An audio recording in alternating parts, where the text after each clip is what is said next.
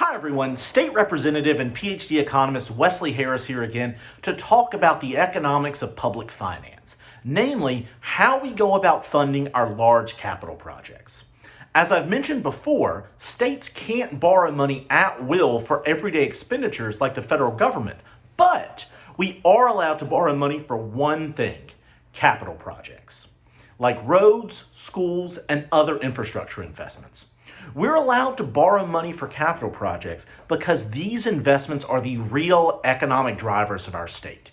Investments whose return, in terms of boosting economic performance, is greater than the actual cost. Think of it like borrowing money to go to school.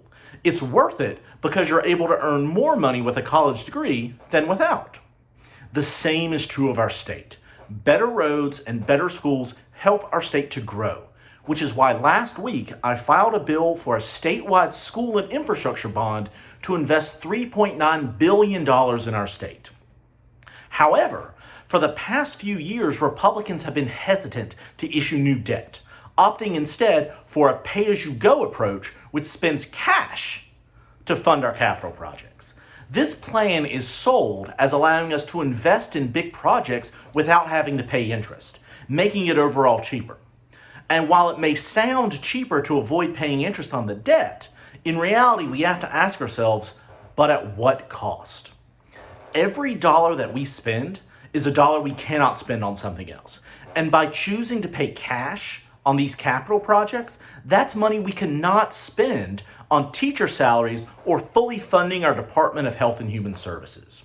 This strategy, coupled with the tax cuts over the past 8 years, explain why Republicans are able to look us in the face and say that we can't afford to spend any more on education, and scare away any new debt as maxing out our credit cards.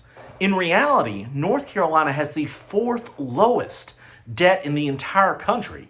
Our debt payments have fallen each year since 2012, and we are facing the lowest interest rates in a generation.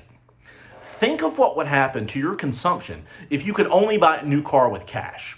Sure, you'd save money on interest, but would you rather spend all that money at once or have small payments spread over a longer period of time, preserving the rest of your budget on your other necessities? This is the entire reason we have a financial system.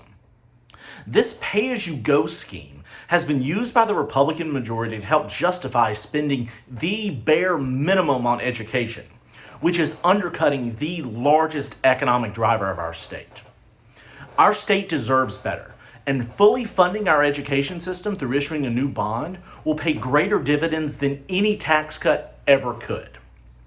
Thanks for listening, and I hope you'll join us next time.